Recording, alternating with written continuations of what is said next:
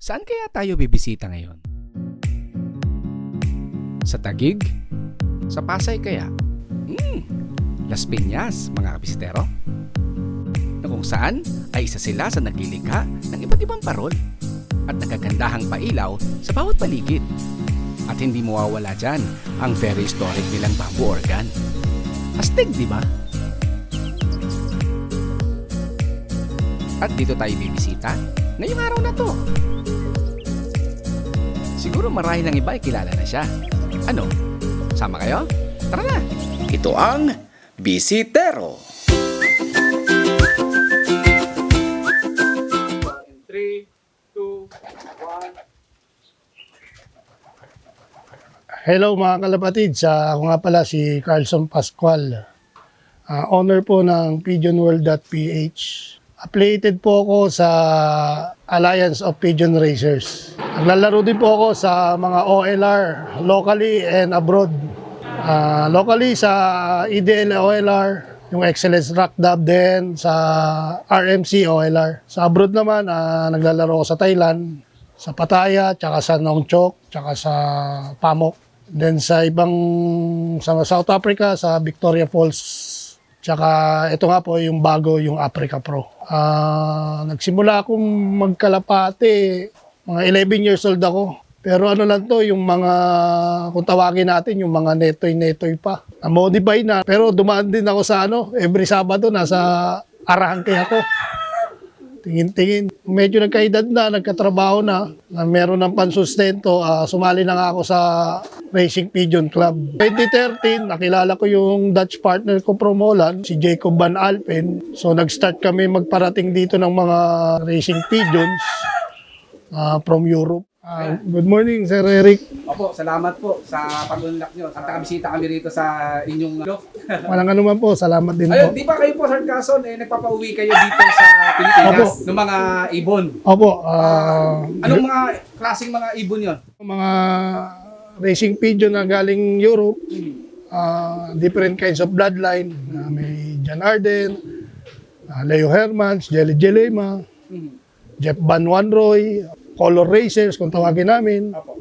Meron ding mga Gabi Bandanabil, tsaka Gerald Koopman. Almost lahat ng mga known na line pinararating namin dito nung partner kong Dutch. Okay po. So, ang ganda, no? Talagang isa po kayo sa mga nakakatulong sa industriya ng pagkakalapati dito sa atin, sa Pilipinas. Sir Eric, parang gano'n na nga.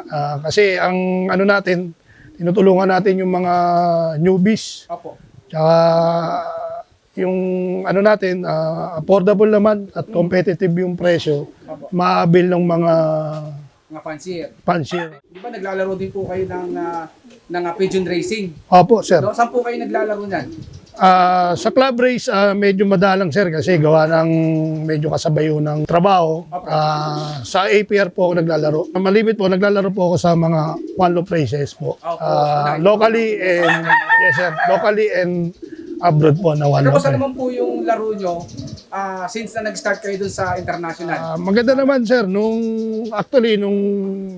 brief background lang, nung 2013, nag-start ako sa Mount C, locally. Mount C, opo. Sa atin yan. Naka-27 place naman nung final. Wow. Tapos nung 2015, nag-try ako sa Thailand. Opo. Yun nga, nakakuha rin ng FCA medal. May certificate din. As I remember, is parang pang 30 second ako. Yun. Tapos yung sa RMC. Malupit na yun kasi ang daming mga... Yes, sir. At that time, yung 2015, more or less 7,000 pigeons po ang kasali. Pwede po bang malaman natin, Sir Carlson, kung sino po yung mga medyo kilala na kakompete nyo doon sa ibang bansa? Mga kilala po, madami. Tulad nila Mike Ganus, Wow. nila Gerard Koopman. Ang bigat din pala. Tapos later on, sumali na rin yung PIPA, Elite Center. Yun po mga kasali dyan. Tapos bukod pa po yung mga big time po na Chinese fancier. So medyo hindi sila kilala kasi pero sa hometown nila sa China, Kilala rin. big gun sila doon. Sa bagay, yung mga gano'n naman po talaga, no? hindi sila sasali lalo sa international kung medyo mahina-hina yung mga hawak nila. Tama po. Tama po, sir. Opo. Pero kayo po, ano po mga line na hawak nyo rito sa loft nyo? Ah, Sa local? Sa local po, dito po, actually, mahilig talaga ako sa sa mga off tsaka rare color. Opo.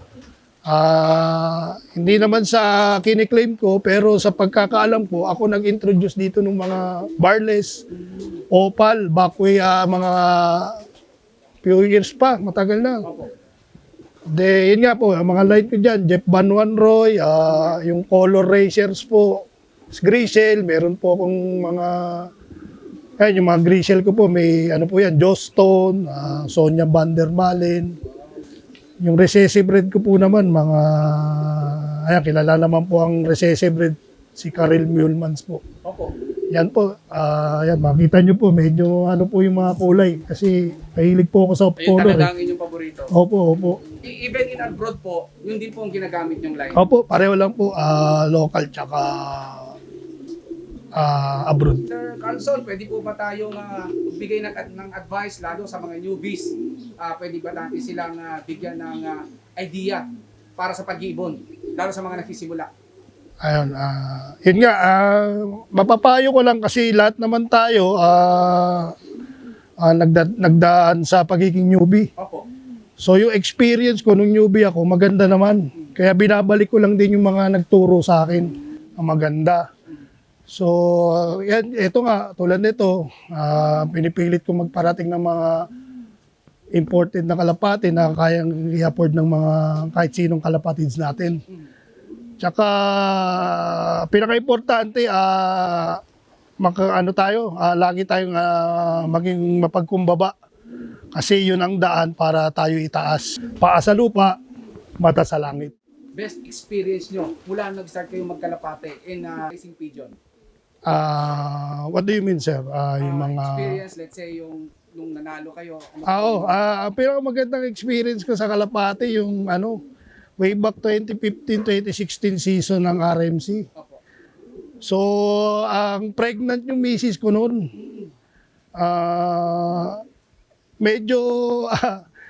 Medyo hindi financially unstable ako noon, time na noon. Natuwa naman ako. Yung kalapati ko doon, nanalo ng pooling, naging 9 overall, tsaka Saan naging club yan, sir? RMC, sir. RMC, okay. Naging 11 overall, 9th place, final lap. So, ang daming pera na may panala. Oo, di ba? Ali lang nangyari. Yun ang pinanggastos ko dun sa Pagpapanak. ng misis ko. Medyo hospital yung Laki po ulo, no? Oo, kaya nangyari niyan, sir.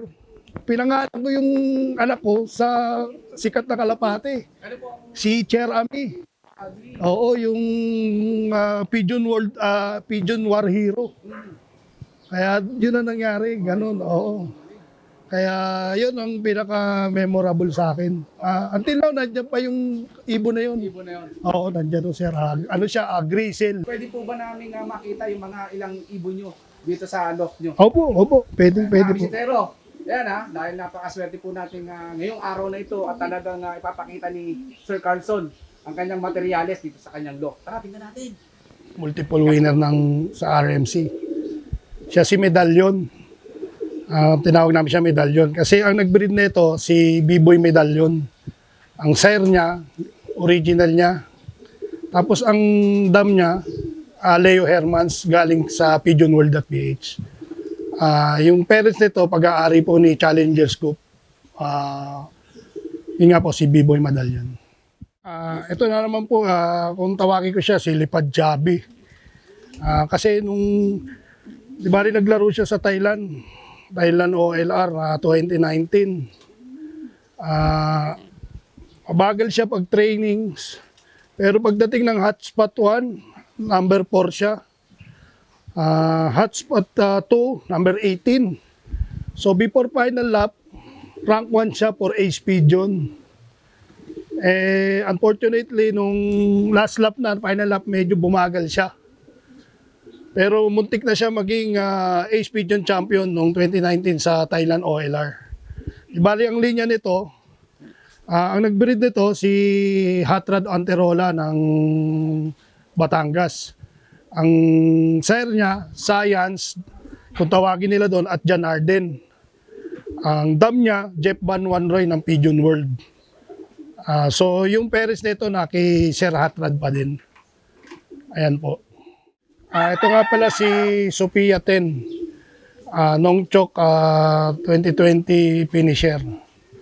So natapos niya at spot 1, 2, and final. 530 kilometers din po yung final lap niya. Pure ano po siya, pure Jeff Van Wanroy.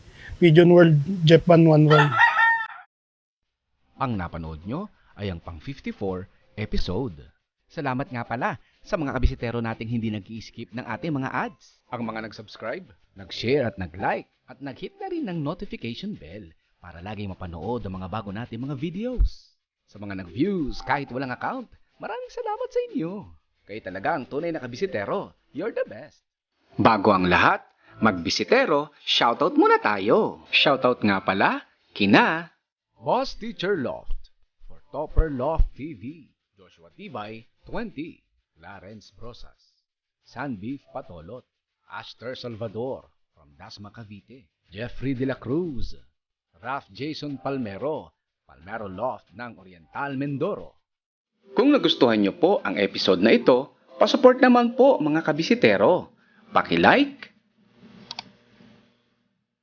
subscribe, at paki-click ang bell button para ma-update kayo sa mga bago pa nating videos. Maraming salamat po. Hanggang sa muli!